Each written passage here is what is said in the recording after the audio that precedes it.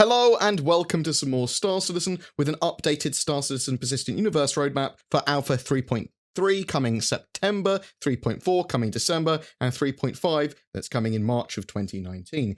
If you want to see the features of Alpha 3.2 coming at the end of this month, June, in detail, I have a recent video on that, which I will link in the description. However, this video will be going over all the features and additions of patches 3.3, 3.4, and 3.5.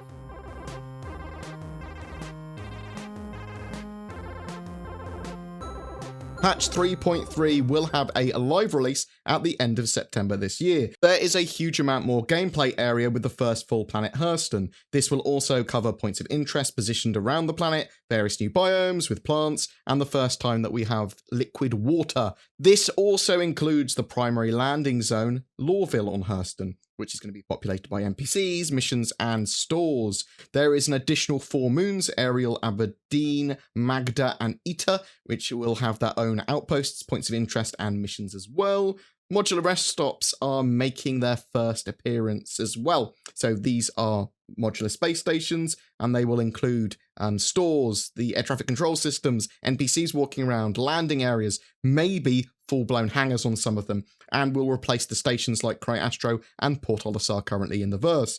These are generated in a procedurally assisted fashion, so there could be a large amount of these stations around, all with their own unique layouts. 3.3 will add to the FPS AI further with combat behaviours that will allow them to better use weapons and grenades. So you'll have NPCs throwing grenades and reacting to them, as well as adding animated weapon recoil into the mix. Also, ship behaviours are getting improved with new behaviours for fighter, bomber and gunship types to allow for a more varied gameplay experience when fighting different enemy styles. Furthermore, this will improve general pathfinding and collision avoidance, as well as improved new skills for an increasing challenging fighting experience. Additions vehicle-wise include the Tumbrel Cyclone variants, which are being added. So this is the TR turreted version, the RC racing version, the AA anti-aircraft version, and the RN reconnaissance model. So ship-wise, we're going to get the Luxury Constellation Phoenix, the Aegis Hammerhead gunship, and the Mustang with all its variants reworked. There is the addition of 3 new weapons, the Castak Arms Karna Assault Rifle, and on the ship side, the Hurston Dynamics Dominance and Attrition series of weapons. They are implementing various new sets of character, clothing, and armour, adding the Virgil True Death Pro armour set that's commonly used by advocacy agents, so you might see lots of space cops flying around, and as well as players playing much more as security forces. Various clothing sets that will be worn by the inhabitants of Hurston as well. They're also going to be available to players to wear, but you'll see NPCs starting to have a little bit more unique variety. So when you're around Hurston, they're more likely to be wearing the Hurston series of clothes.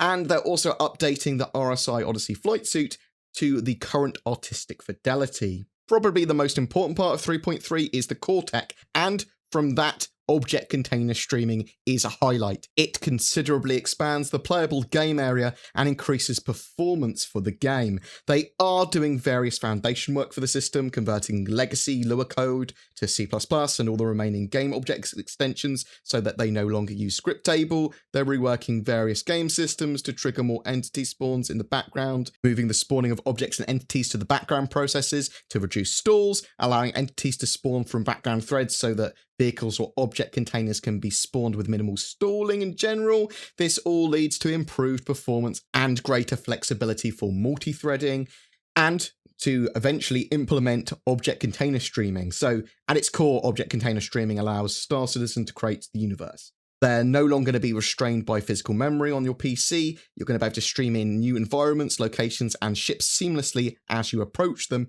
This will also be one of the biggest wins for increased performance. Your graphics memory and RAM will no longer be overloaded.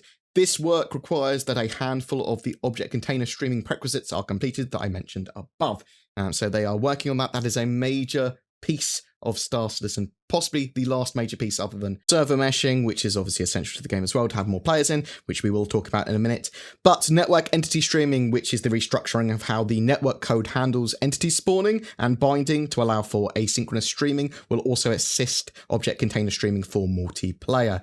This is essential, all this tech, to allow for planets, for large capital ships, and for better performance and more players in the game. Both faceover IP and voiceover IP will be added to the game as well. These features should work with most microphones and web cameras. Cloud Tech Editions, the aspect of the refueling mechanic that creates patches of space that contain the raw elements needed to create fuel. These are going to be areas and locations that players would seek out to harvest, but it's also going to be used to make space look better and create areas of interest. There's going to be environmental blending shaders that allow better and smoother blending of dirt, ice and sand onto objects for planets and moons. There's some gameplay additions as well, mission modularity and racing in the persistent universe. This feature includes a number of improvements to the existing mission systems. One of those tasks is going to be transforming the logic set up for missions into modular pieces, allowing designers to quickly string mission types together into a single mission. This also includes the introduction of a new style of race mode called Scramble, where pilots race to destroy beacons. This also includes the introduction of the scanning mechanics to missions. There are expanded service beacon features as well, including new contract types, filters, and interactions, with players being able to create missions and contracts to a much larger degree. Repairing ships is a big part of 3.3 as well. The mechanics necessary for players to use specialized repair ships to perform ship-to-ship repairs on other players or NPCs are being added, as well as the small AMX-1 personal repair droid. They're building off the distress beacon functionality as well, so that they can have service beacon repairs that are going to allow players to pay one another to travel to their location for the purposes of providing repairs. Manual repair is also going to be a thing. This is going to be the ability for players to actually go outside their ship and physically repair their hull. This should give us access to the multi-tool as well to do spot repairs on damaged hulls. The Starfarer will have the ability for players to harvest and collect fuel elements from clouds, and the service beacon refuel will allow players to pay another player to travel to their location to refuel their ship.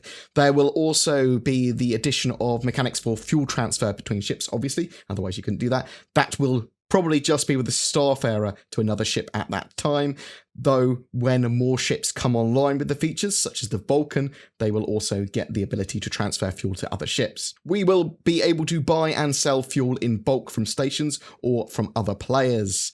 Salvage mechanics are another big gameplay part in 3.3, scanning unidentified debris that can be salvaged, collecting debris from wrecks and planets, the choice of processing that down further to make it into refined salvage, as it were, and then the ability to sell both refined and raw salvage. Service Beacon Escort is going to allow you to protect yourself while doing other service beacons, so you can hire players to protect you while cargo hauling or performing other missions. It integrates quantum linking into the mix as well, so you can more easily have your hired guns join you as you jump around. Patch 3.4 will have a live release at the end of December. In terms of gameplay area, the massive city planet of ArcCorp is getting added to the game. It will have points of interest around the planet. Some of the interiors of the city planet will be explorable, but the procedural city tech here is awesome. It allows large procedural cities to be rendered at pretty much any distance from the camera to a high level of detail, and they're going to further optimize that as well from the demo that we saw previously. Area 18 is the hero landing zone on the planet that will be updated and expanded for this patch. We will see 2 new moons around ArcCorp, Lyria and Walla. AI are getting added behaviors, allowing the player to approach an FPS encounter using stealth tactics. They also allow NPCs to react appropriately, and on the ship AI side, AI pilots will be able to use quantum travel. They'll be able to provide more updates to the IFCS flight mode and allow AI to use basic scanning mechanics to possibly detect stealth ships. You're going to see AI performing different maneuvers and stuff like that as well, like strafing around and attacking ships in different ways. For flyable ships, the MISC-reliant variants, so the Mako, the Sen, and the Tanner, are all planned to be flyable. The freelance variants, the Der, the Max, and the Miss, again, are all flyable. The 300 series of ships, so the 300i, the 315p, the 325a, and the 350r are all being reworked. And the Anvil Hawk Light Bounty Hunter and Constellation Taurus will also be flyable. Weapons-wise, the Sawbuck Ballistic Repeater size 1-3 and Sucker Punch Distortion Cannons are getting revised. On the FPS side, there is a new Castec Arms Ravager 212 twin shotgun being added. It adds the Shipjacker armor as well. That consists of wilder, more anarchic combinations of styles for use by players and NPCs. More importantly, there will be playable female characters finally added to the game. You're also going to be seeing many more female NPCs.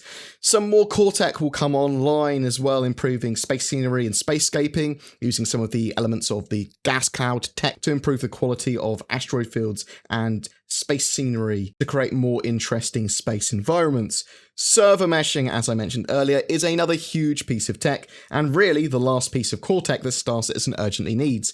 It's the first iteration of it, allowing for individual servers to be responsible for different locations within the solar system. Players and entities should experience seamless transitions between servers during quantum travel. This also comes with a lot of background work refactoring the lobby and session management. Also, parallel network jobs will be being used, moving the packet receive processing into the job system so that the server can handle a greater number of connections. This system should allow the game to increase player counts per server beyond the limitations of the current tech. We will be getting the ability for players to interdict other pilots out of quantum travel as well, allowing for outlaw players to find new prey or bounty hunters to intercept fugitives. So we're getting salvage missions into the array of missions as well that players can undertake. Land claims are another big mechanic for 3.4. You're going to be able to obtain a license to purchase an area of land, then survey and register a claim for a piece of land by planting a beacon and then collecting data there and taking it to a registry office after you've collected that data. This will also include legal protection and trespass gameplay on that claimed land. Some examples of this would be establishing the ability to call the authorities on trespassers or claim jumpers. It will also include the ability to create missions, so paying someone to patrol or mine a piece of land you own. Patch 3.5 will have a live release date at the end of March 2019. Gameplay area-wise, it adds refineries that players can go to sell unrefined ore that they have mined, or you can go and refine it there, nom nom nom. They're also revising the comm array stations positioned around the Stanton system. These not only facilitate the ability to transfer data, but also provide ECN coverage to report any security violations. These are important for outlaw gameplay in the Stanton system. Ships-wise, we are getting the Origin 890 Jump, the luxury yacht of my dreams, and the Banu Defender escort fighter. For ship's weapons, they're revising the GT-870 Tarantulas. There are 3 new FPS weapons as well: the Gemini S71 assault rifle, the Castak Arms Coda ballistic pistol, and the Castak Arms Firestorm microwave cannon. The microwave cannon sounds cool because it's like a melter gun in 40k. At least that's what it sounds like. FPS and Flight AI are introducing a variety of combat styles that can be applied to NPCs. Some of these initial personalities would range from untrained fighters to trained military, allowing a variety of flavors to an encounter and approaches to scenarios. This update will also allow AI ships to attack ground targets. Gameplay-wise, they are adding more liquid and gas exploration mechanics, allowing for players to search, identify, and extract deposits of liquids or gases on planets as well as in space. The cargo system is also expanding. You'll see increased sizes and types of cargo containers that the players will be using to transport commodities and goods. Hopefully, better explodey loots when ships explode as well. The data running mechanics are being added, so the ability to transfer data between locations. This system also includes the creation of data packets and tags to points of interest in the verse that allow them to be tracked. For example, a prospector could identify a vein of nickel. The location of that discovery becomes a piece of data that the prospector can transfer or sell. Long-range scanning will also be a thing, allowing a ship to scan wider areas of space, find points of interest, and then travel to them. This feature will feature heavily with prospecting and exploration ships. For all the patches we've mentioned and beyond them, general optimization and engine improvements to increase stability and performance for all players are going to be a focus as well. This includes continued transition of gameplay systems to the item system 2.0, giving ships and vehicles much more functionality. And that's the current roadmap information we have. We should be seeing Squadron 42 Episode 1 added to that roadmap at some point, and 3.6 for June 2019 coming in a few weeks. weeks. We may very well see items move around the roadmap. Things that aren't ready yet, they will get pushed to the next patch, or a minor patch in between those quarterly releases. In fact, you may well see some additional features not listed here make it into one of those patches, or again, a minor patch, along with other further iterations and improvements to current mechanics. So they're going to constantly be improving the current mechanics that we have in game, and those aren't necessarily listed on the roadmap, they're just going to keep on improving them. This month's featured spotlight is the Daymar Rally, and they're giving away a rally pack of a Tumbrel Cyclone and an Aegis Vulcan, which coincidentally is all the hardware you need to enter the rally. The Daymar Rally is an annual community organised event which is set to have its inaugural endurance race on the 27th of January 2019. There will be 3 divisions over a 300-kilometre course set on Crusader's moon, Daymar. It is an in-game event, and I am very much up for these. A 4-person crew can sign up their team now with a ground vehicle and support vehicle. More info, the sign up and complete rulebook can be found on daymarrally.com. All you need to do to be in for a chance of winning that rally pack though is be subscribed to my channel and comment on any of my videos throughout June. 1 per video, each video gives you another chance to win. Also, I'm working with Shadow, which is a cloud-based subscription gaming PC service that gives you an alternative to upgrading, but also as a gaming PC anywhere. I'm trying to make the service as Star Citizen friendly as possible, but please check that out again in the description below if you're interested, and using the promo code BoredGamer will give you a discount too if you decide that you like it. Thank you very much for watching. Please don't forget to like and subscribe as it really does help me, and I'll see you in the verse.